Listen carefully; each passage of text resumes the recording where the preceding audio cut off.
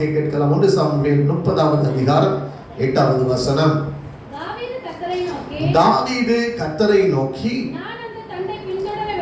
நான் அந்த தண்டை பின்தொடர வேண்டுமா, அதை பிடிப்பேனா என்று கேட்டான்.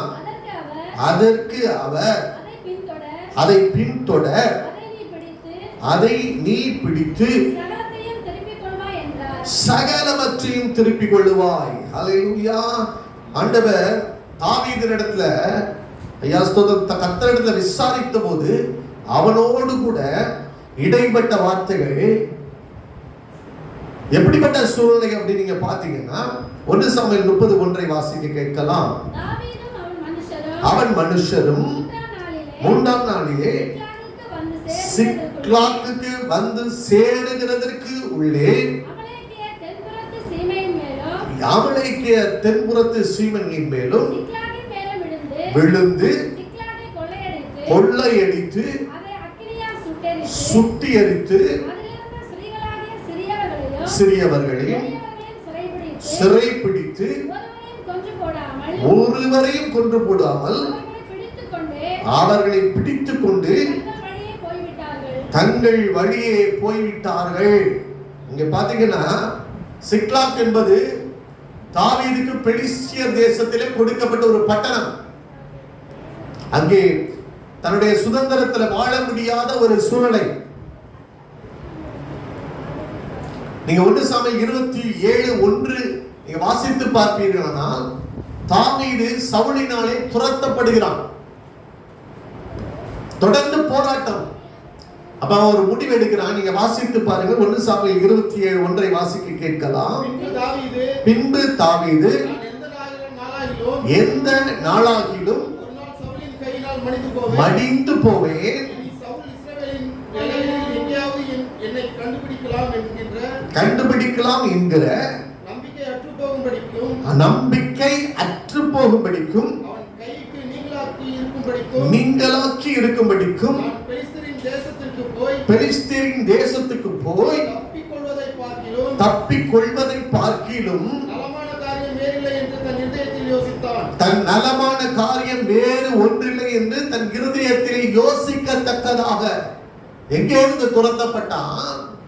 தேவன் அவனுக்கு வாக்குத்தத்தம் பண்ணின தேசம் இஸ்ரவேலின் தேசத்துக்குள்ளே இராதபடி என்றாக என்னை கொன்று போடுவான் என்று நம்பிக்கை அற்ற ஒரு சூழ்நிலையில அவன் இருதயத்துல யோசிக்கிறான், இந்த தேசத்தை விட்டு வெளியே போயிருவோம் அப்படின்னு சொல்லிட்டு.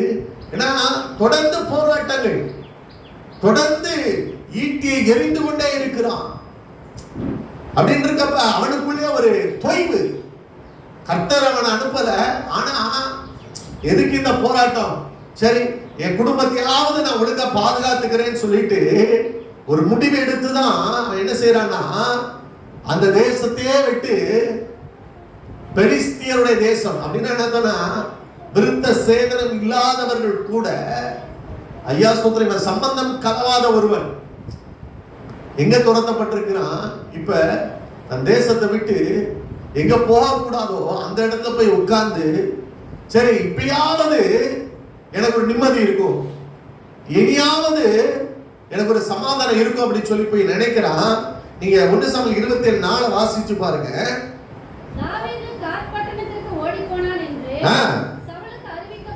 அறிவிக்கப்பட்ட போது தேடவில்லை. சவுல் விட்டுட்டான். ஆனா சிக்லாக்ல போய் சமாதானமா இருக்கணும்னு நினைச்ச பொழுது அமலேக்கியர் வந்து கொள்ளையாடி போய்விட்டார்கள். நம்ம நினைக்க கூடாது இங்க இருந்து அங்க போயிட்டோம்னா நமக்கு சமாதானம் வந்துடும் அப்படின்னு. இங்க இருந்து தேசத்தை மாத்திட்டு இன்னொரு இடத்துக்கு போயிட்டோம்னா சமாதானம் வந்துடும் நினைக்க கூடாது. அதைத்தான் நான் சொல்ல வர்றேன். ஆண்டவர் எழுதி வைத்திருக்கிறார், தெளிந்த புத்தி உள்ளவர்களாயிருங்கள், விழித்திருங்கள், உங்கள் எதிராளியானவன் பிசாசானவன் எவனை விழுங்கலாமோ என்று வகை தேடி சுற்றி திரிந்து கொண்டிருக்கிறான். அவருடைய நோக்கெல்லாம் என்ன? நீங்க இல்ல, எல்லாம் புரிஞ்சு கொள்ளுங்க. என் மேலேயே தான் கண்ணு, என் குடும்பத்தின் மேலேயே தான். அப்படி அல்ல, உன் மீது ஒரு தேவ திட்டத்தை தேவன் வைத்திருக்கிறார். ஹல்லேலூயா. தேவன் நோக்கத்தை வைத்திருக்கிறார். ஏன் யோசேப்பை மாத்திரம் குழியில தள்ளணும்? அத்தனை சகோதரர்கள் இருந்தாங்க. யோசேப்பை மாத்திரம் ஒரு தடவை குழியில தள்ளணும்னா அவங்க என்ன சொல்லி குழியில தள்ளுறாங்கன்னா, இவன் மீது இவன் சொப்பனக்காரன் வருகிறான், இவன் சொப்பனை எப்படி நிறைவேறும்? இப்ப சத்ரு நம்ம டார்கெட் பண்ற ரீசன், ஐயா சொல்ற இவன் மீது உள்ள தேவ திட்டம் நிறைவேறக்கூடாது. அவனுக்கு தெரியும் சமஸ்த இஸ்ரவேலருக்கு ராஜாவாய் மாற போகிறவன், என்னுடைய ராஜ்யத்துக்கு எதிராக நிற்கிறவன், இவனை நான் அழித்து போட வேண்டும், அப்ப இவனை விழச் செய்ய வேண்டும், இவனை தள்ளிவிட வேண்டும் என்று சொல்லி ஒரு பயங்கரமான ஒரு நோக்கத்தோடு தான் உங்களுக்கு விரோதமாக அவன் செயல்பட்டு கொண்டிருக்கிறான், எனக்கு விரோதமாக அவன் செயல்பட்டு கொண்டிருக்கிறான். அப்ப நான் எல்லையை மாற்றுறதுனால ஐயா ஸ்தோத்திரம் என்னால ஐயா அந்த சத்துருவின் போராட்டத்திலிருந்து ஐயா தப்பிக்க முடியுமான்னு நீங்க பாத்தீங்கன்னா அங்கே சிக்லாக்கிலும் அழிவை சந்தித்துக் கொண்டிருக்கிறான். அது மாத்திரமல்ல, என்னோடு சேர்ந்து திருப்பிக் கொள்ளுங்க 2 சாமுவேல் 5:17 வாசி பாருங்க. தாவீதை இஸ்ரவேலின் மேல் ராஜாவாக அபிஷேகம் பண்ணினார்கள். பெலிஸ்தர் கேள்விப்பட்டபோது எல்லோரும் தாவீதை தேடும்படி வந்தார்கள். எல்லாரும் எங்க வந்தாங்களா? பெலிஸ்தர் என்ன செய்ய வந்தாங்களா? தாவீதை தேடும்படி வந்தார்கள். அப்ப உயர்வு கிடைச்சிருச்சு, மேன்மை கிடைச்சிருச்சு, இனியாவது நான் நிம்மதியா இருக்கலாம்னா அங்கே பெலிஸ்தர்கள் தாவீதை தேடும்படி வந்தார்கள் என்று எழுதப்பட்டிருக்கிறது. அப்படியானால் ஐயா நம்ம செய்ய வேண்டிய காரியம் என்ன? நான் இதிலிருந்து எப்படி தப்பித்துக் கொள்ள வேண்டும்? ஒரே ஒரு காரியம், விழித்திருந்து தெளிந்த புத்தி உள்ளவராயிருங்கள். எவனை விழுங்கலாமோ என்று ஒருவன் பகை தேடி சுற்றி திரிந்து கொண்டிருக்கிறான். அதை மட்டும் நம்ம புரிந்து கொள்ளணும். இப்ப ஏன் மீது போராட்டம், ஏன் குடும்பத்தின் மீது போராட்டம், ஏன் பிள்ளைகள் இதை அனுபவிக்கிறாங்கன்னா, ஐயா உங்க பிள்ளைகளை கொண்டு தேவன் ஏதோ ஒரு பெரிய காரியத்தை செய்யும்படியாக ஐயா அவர் திட்டம் பண்ணி இருக்கிறார், சித்தம் கொண்டு இருக்கிறார். ஆகவே தான் துன்மார்க்கருக்கு போராட்டம் இல்லை. அல்லேலூயா. அவன் எல்லா காரியத்தையும் செய்யறான், அவன் நல்லா தானே இருக்கிறான். நான் பயபக்தியோடு இருக்கிறேன், தேவனுக்கு பயந்து வாழுகிற ஒரு குடும்பமா இருக்கிறேன். ஆனா எல்லா போராட்டங்களும் எங்களை சுற்றி தானே நிற்குதுன்னா உங்கள் மீது தேவன் ஒரு திட்டத்தை வைத்திருக்கிறார் என்பதை நீங்கள் மறந்து போக கூடாது. அல்லேலூயா. அப்படியானால் ஐயா சொல்ற அவர் இழந்து போனதுக்கு காரணம் என்ன அப்படி நீங்க நல்லா பாத்தீங்கன்னா நீங்க வாசிக்கலாம். ஓசியா 8:1 வாசிக்க கேட்கலாம். ஓசியா 8:1. உன் வாயில எக்காலத்தை வை, அவர்கள் என் உடன்படிக்கையை மீறி என் நியாயப்பிரமாணத்துக்கு விரோதமாக பண்ணினபடியினால் கர்த்தருடைய வீட்டின் மேல் சத்துரு கழுகை போல் பறந்து வருகிறான். எப்படி வரானா? யார் வீட்டின் மேல்?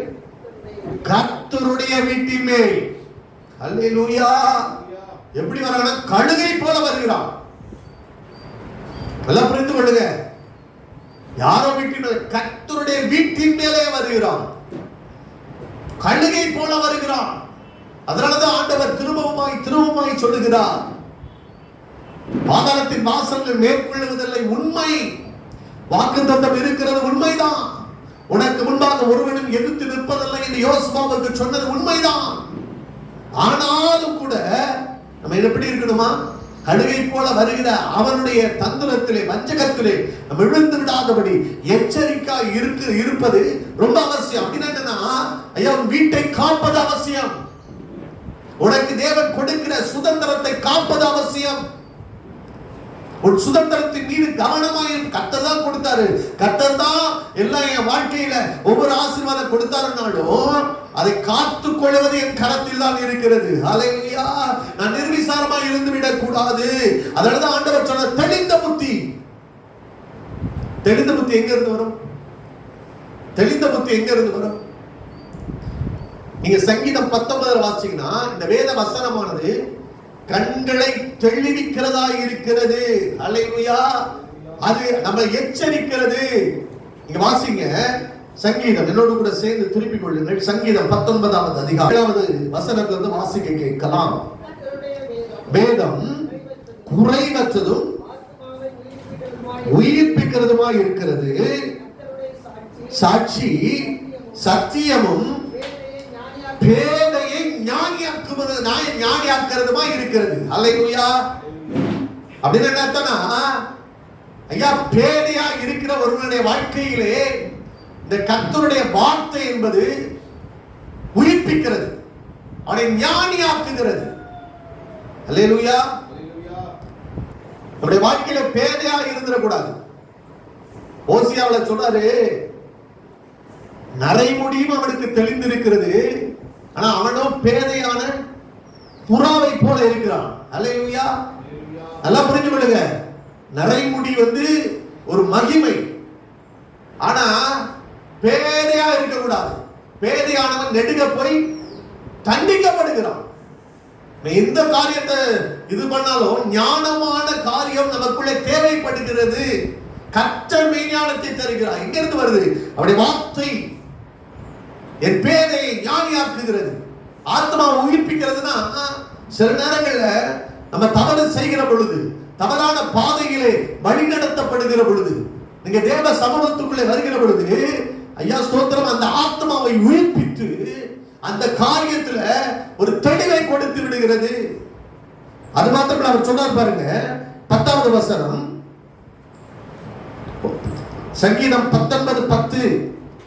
அவைகள் பொன்னிலும் மிகுந்த பசும்பொன்னிலும் விரும்பப்படத்தக்கதும் தேனிலும் தேன் கூட்டிலிருந்து ஒழுகும் தெளித்தேனிலும் மதுரமாய் இருக்கிறது.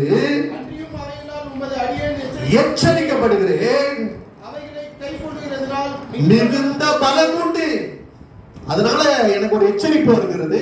அதை கை கொள்ளுகிறதுனாலே என்ன வருதான்?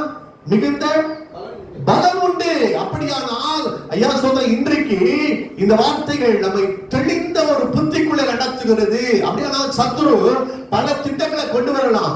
ஐயா சொல்ற, உன் வாழ்க்கையில தேவன் கொடுக்கிற சுதந்திர வீதத்திலிருந்து ஐயா சொல்ற உன்னை ஐயா வெளியே அனுப்பும்படியாக, இல்லாவிட்டால் ஐயா சொல்றோம் அதை அபகரிக்கும்படியாக, இல்லாவிட்டால் அதை சுட்டரிக்கும்படியாக, இல்லாவிட்டால் அதை அழித்து போடும்படியாக பல திட்டங்களை கொண்டு வரலாம். ஆனா நீ தெளிந்த புத்தியோடு கூட நம்ம செயல்படுவது அவசியமாக இருக்கிறது. இங்க தாவீதுடைய வாழ்க்கையில நான் பார்த்த ஒரு சில காரியங்களை உங்களுக்கு முன்பாக வைக்க விரும்புகிறேன். பாருங்க, நீங்க வாசிக்க கேட்கலாம். 1 சாமுவேல் 17:28 வாசிக்க கேட்கலாம். 17:28. அந்த மனுஷரோட கேட்டபோது நீங்க வந்தது என்ன? கொஞ்ச ஆடுகளை யார் வசத்தில் விட்டாய்? யுத்தத்தை பார்க்க அல்லவா வந்தாய்? துணிகரத்தையும் அறிவேன் என்றார். இங்க ஒரு கேள்வி கேட்கிறான் பாருங்க. வனாந்திரத்தில் உள்ள கொஞ்ச ஆடுகளை யார் வசத்தில் விட்டாய்? யுத்தத்துக்கு வந்திருக்க, ரைட்டு. இன்னொரு அசைன்மெண்ட்டுக்கு போற, ரைட்டு. ஆனா உனக்குன்னு ஒரு பொறுப்பு இருக்கு, உனக்குன்னு ஒரு கடமை இருக்கு. உன்னை கொஞ்சம் ஆடுகளை கவனிக்கும்படியாக உன் தகப்பன் கொஞ்சம் ஆடுகள் மேல பொறுப்பை கொடுத்திருக்காரு. சகோதரன் கேட்கிற கேள்வி, யார் வசத்தில் விட்டார்? அல்லேலூயா. இது தொடக்க காலத்துல நீங்க வாசித்து பாருங்க. 17:20 வாசிங்க. 17:20. அதிகாலமே எழுந்து ஆடுகளை யார் வசத்தில் விட்டானா? காவலாளி வசத்தில் விட்டு. போதும், நல்லா புரிந்து கொள்ளுங்க. தனக்கு ஒரு பொறுப்பு இருக்குது, ஒரு கடமை இருக்குது. இன்னொரு அசைன்மெண்ட்டுக்கு தகப்பன் அனுப்புகிறாரு. அப்படின்னே போனங்க, நம்ம பாட்டுக்கு போறேன்னு சொல்லிட்டு போல, அதை இன்னொருவர் வசமாய் பத்திரமாய் விட்டு அதுக்கப்புறம் அவன் கிளம்பி போய் தன் சகோதரர்களை விசாரிக்க போறான். இன்னைக்கு நிறைய நேரத்துல நம் சுதந்திரம் ஏன் அளிக்கப்பட்டிருக்கிறதுனா, இத தொடக்க காலத்தை செய்தவன் சிக்லாக்கில் இருந்து யுத்த களத்துக்கு போறான், பெலிஸ்தீர் பின்தட்டிலே போறான்.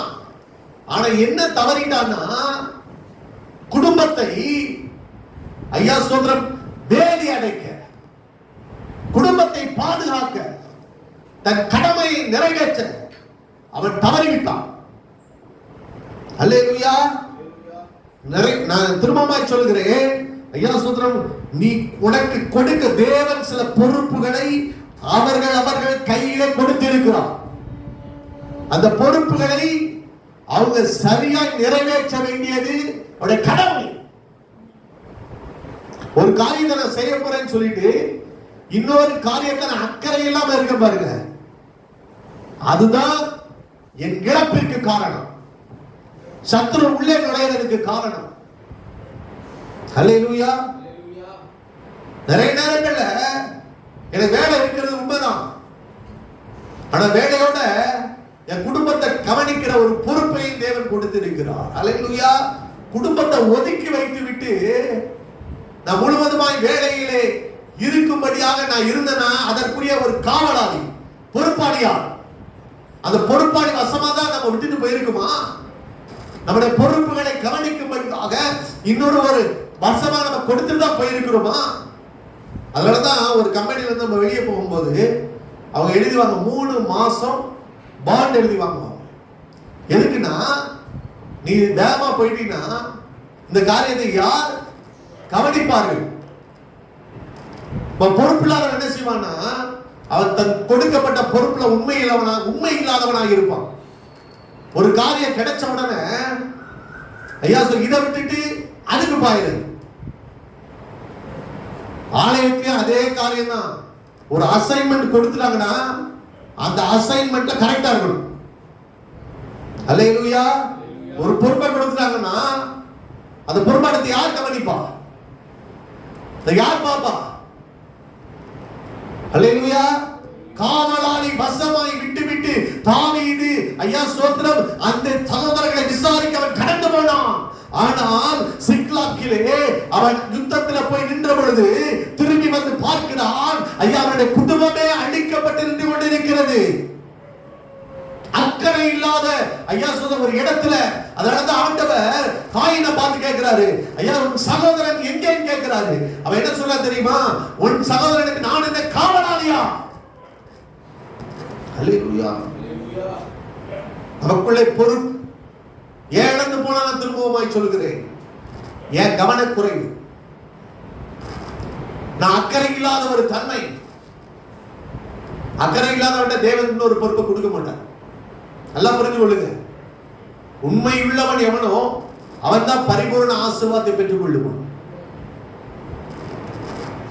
தாவீதை பத்தி சொல்லியிருக்கு, ஏன் கையில கொடுத்தான்னா அவன் கைகளின் திறமையினாலே இருதயத்தின் உண்மையின்படியே அந்த ஆடுகளை வைத்துக் கொண்டிருந்தான்.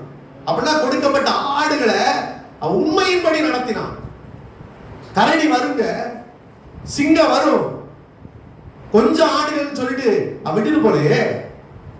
அதான் அவன் கொஞ்சம் ஆடுகளை விட்டுட்டு அது கொஞ்சம் ஆடுகள் சொல்லிட்டு ஐயா சொல்ற நான் பொறுப்பில்லாமல் நடந்து கொள்ளுகிற ஒரு காரியம் சத்துரு ஐயா அந்த ஆடுகளை கொன்று போடுவதற்கு, இல்ல சின்ன பின்னமாக்குவதற்கு, இல்ல சிதறடிக்கிறதற்கு, இல்ல உனக்கு கொடுக்கப்பட்ட சுதந்திர வீதத்தை சுட்டரிப்பதற்கு, உனக்கு கொடுத்த குடும்பத்தை அது நாசம் பண்ணுவதற்கு ஏதுவாய் மாறி போனது. ஆண்டவர் எதிர்பார்க்கிற ஒரு காரியம். ஐயா சோதரன் எப்படி இருக்கணுமா? ஐயா சோதரன் நீங்க வாசித்து பாருங்க. சகரியா 10:2 வாசிக்க கேட்கலாம். சகரியா 10:2. அபத்தமானதை சொல்லிட்டு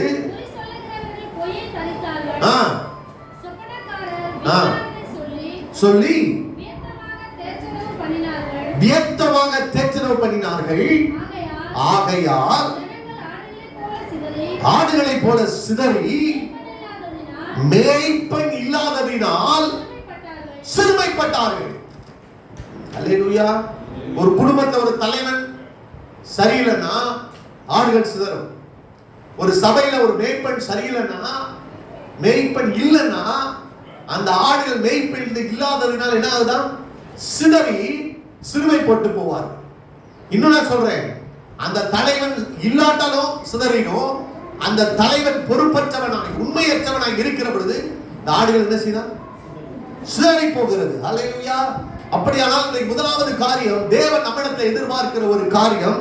நீங்க வாசிக்கலாம் 1 பேதுரு 2வது அதிகாரம் கடைசி வசனம் 25வது வசனம். சிதறுண்ட ஆடுகளை போல இருந்தீர்கள், இப்பொழுதோ ஆத்துமாக்களுக்கு மேய்ப்பரும் கண்காணியாமனிடத்தில் திருப்பப்பட்டிருக்கிறீர்கள். ஆண்டவர் இன்றைக்கு சொல்லுகிறார், நீ சிதறுண்ட ஆடுகளைப் போலதான் இருக்கிறார். இன்றைக்கு மேய்ப்பனும் உன்னை கண்காணித்து சரியான வழியை நடத்துகிற அவரிடத்தில் நீ திருப்பப்பட்டிருக்கிறார். அல்லேலூயா. நல்ல மேய்ப்பன் இயேசு. அல்லேலூயா. அவர் எதற்காக இந்த உலகத்திலே வந்தார் என்றால், சிதறுண்ட ஆடுகளைப் போல இருந்த நம்முடைய வாழ்க்கையிலே அவர் வந்ததை நிமித்தமாக நீ இழந்து போயிருக்கிறாய், நீ நொறுக்கப்பட்டிருக்கிறாய், நீ அழுகிறதற்கு பலன் இல்லாதபடி அழுது கொண்டிருக்கிறாய், உன் குடும்பம் பிண்டமாக்கப்பட்டிருக்கிறது, நீ சுட்டரிக்கப்பட்டிருக்கிறாய். அதன் நடுவில் இருந்து உன்னை தூக்கி எடுத்து மறுபடியும் உன்னை நிலைப்படுத்தும்படியாக இந்த இயேசு இந்த உலகத்துக்குள்ளே வந்தார் என்பது உண்மை. அல்லேலூயா. பலவிதத்துல வியர்த்தமானதை தரிசித்து உன்னை சிதறடித்த கூட்டம் உண்டு. குறி சொல்லுகிறவர்கள் வீணானவைகளை தரிசித்தார்கள். சில நேரங்கள்ல என்ன நடத்துகிறவங்களை சரியில்லைன்னா நான் சரியான இடத்துக்குள்ள போக முடியாது. இன்னும் திரும்ப தவறானவைகளை பின்பற்றினீங்கன்னா, தவறான ரோல் மாடலை பின்பற்றினீங்கன்னா, தவறான வழிநடத்தல் வாழ்க்கையில் இருக்குமானால் குருடனுக்கு என்ன செய்ய முடியாது, வழிகாட்ட முடியாது. ரெண்டு பேரும் எங்க போய் விடுவாங்க, குழியில போய் விடுவார்கள். அப்படியானால் தேவன் விரும்புகிற காரியம் என்ன? நல்ல மேய்ப்பன், உங்களை அறிவும் புத்தியுமாய் நடத்துகிற ஒரு மேய்ப்பன் அண்டை கர்த்தர்களை நடத்தும்படியாக, சிதறுண்டு போய் இருக்கிற வாழ்க்கையை கட்டி எழுப்பும்படியாக வேதம் சொல்லுகிறது. சங்கீதம் 23 அவர் சொல்றார் பாருங்க. அவர் என்ன சொல்றாரு? ஐயா சொல்ற, உன்னை புல்லுள்ள இடங்களிலே மேய்ப்பேன். இன்னைக்கு மற்றவங்க எல்லாம் ஐயா சொல்ற இன்னைக்கு வெறும் பஞ்ச காலத்துல உன்னை நடத்தி போய்விட்டார்கள். நான் சொல்றேன், ஐயா உன் வாழ்க்கை கொஞ்சம் கொஞ்சமாய் துளிர் விடுகிறதை பார்ப்பாய். ஐயா கர்த்தரிடத்தில் நீ வருகிற பொழுது இந்த நல்ல மேய்ப்பன் என்ன செய்வான்? புல்லுள்ள இடங்களிலே உன்னை மேய்ப்பார், அமர்ந்த தண்ணீர் அண்டை கொண்டு போய் விடுவார்.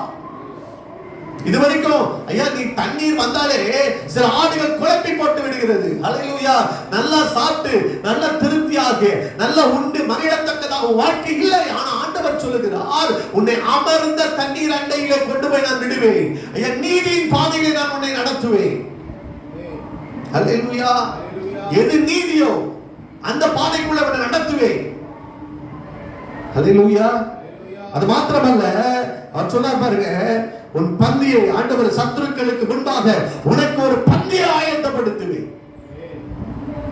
நீ மரண இருளில் பள்ளத்தாக்கில் நடந்தாலும் அவருடைய கோலம் அவருடைய தடி உன்னை தேற்றுகிறதை நீ பார்ப்பாய்.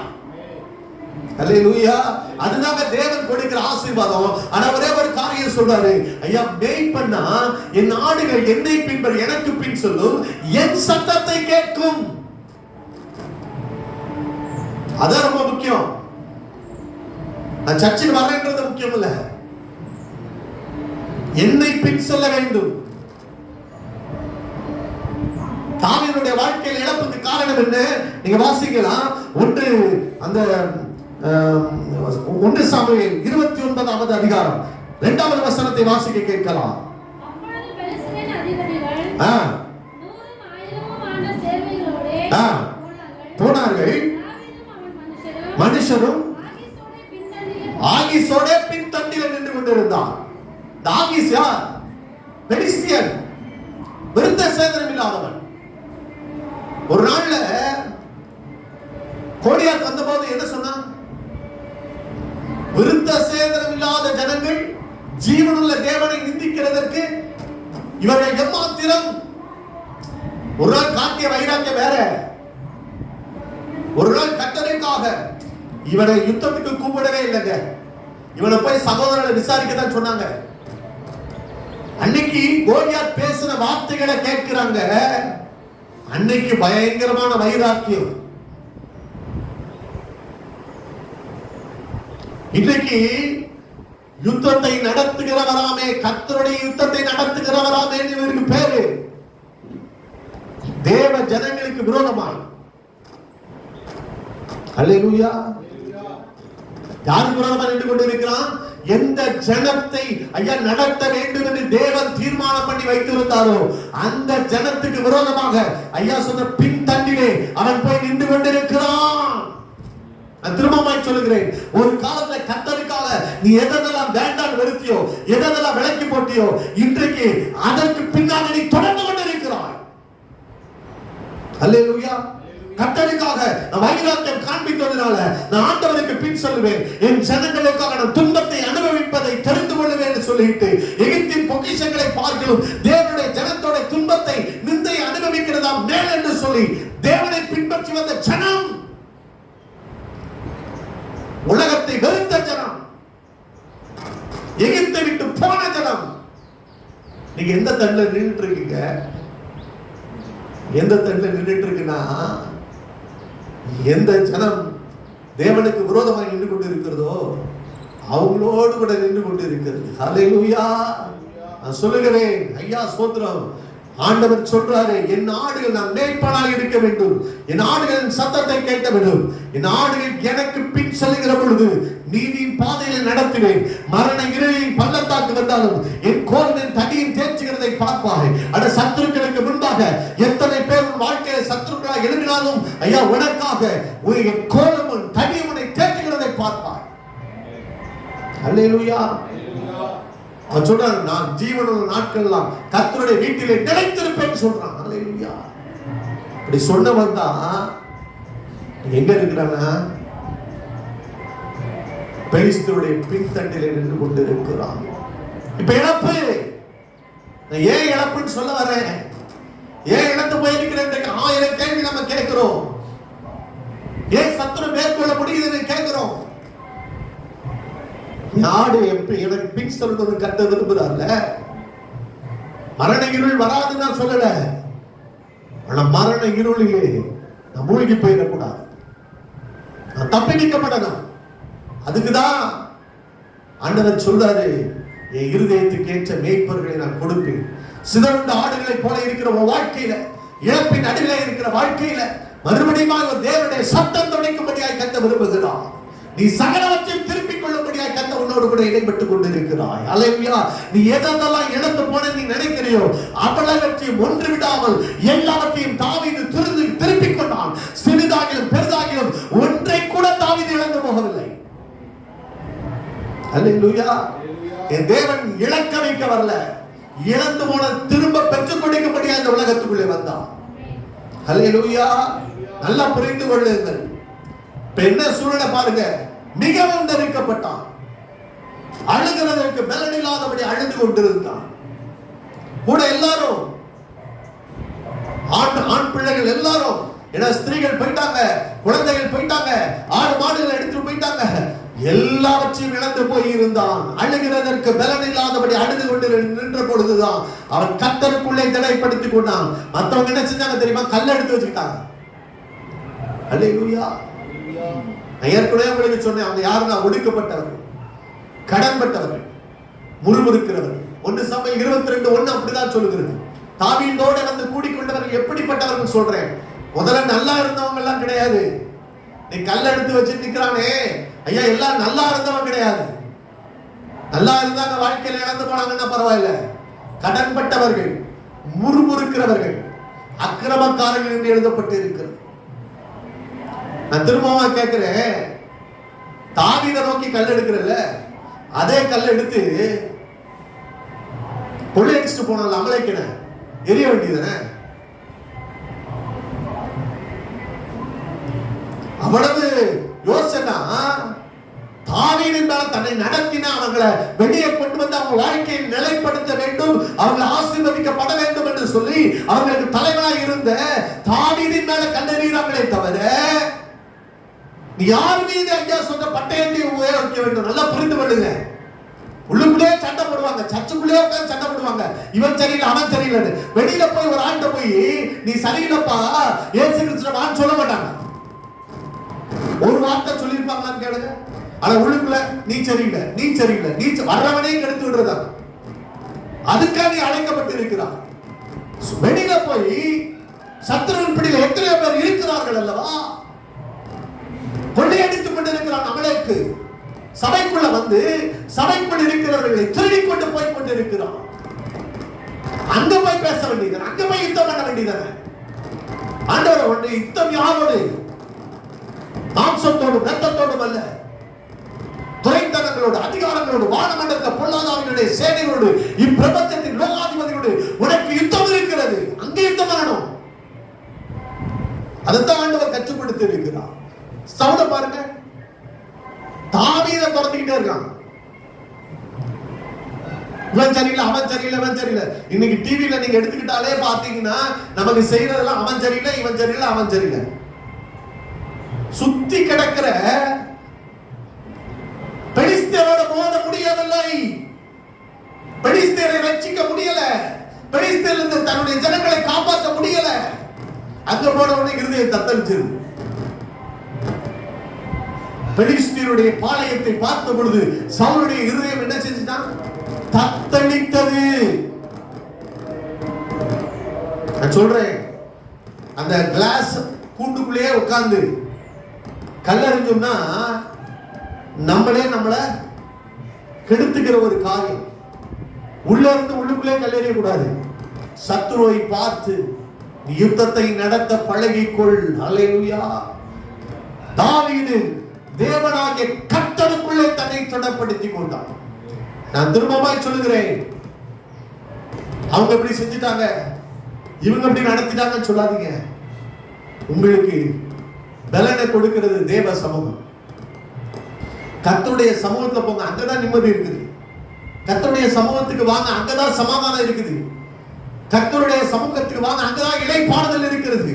நான் திரும்பமாய் சொல்கிறேன், அங்கேதான் ஐயா உன்னை வழி நடத்துகிற ஒரு தேவ சமூகம் இருக்கிறது. ஹல்லேலூயா.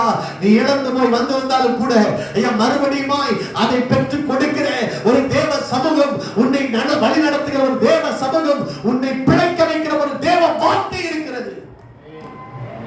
ஹல்லேலூயா. அதனாலதான் போய் கேட்கிறான், பின்தொடரவா வேண்டாமா? ஆண்டவர் சொல்றாரு, நீ பின்தொடர், நீ அதை பிடித்து சகலவற்றையும் திருப்பிக் கொள்ளுவாய், சகலவற்றையும் திருப்பிக் கொள்ளுவாய்.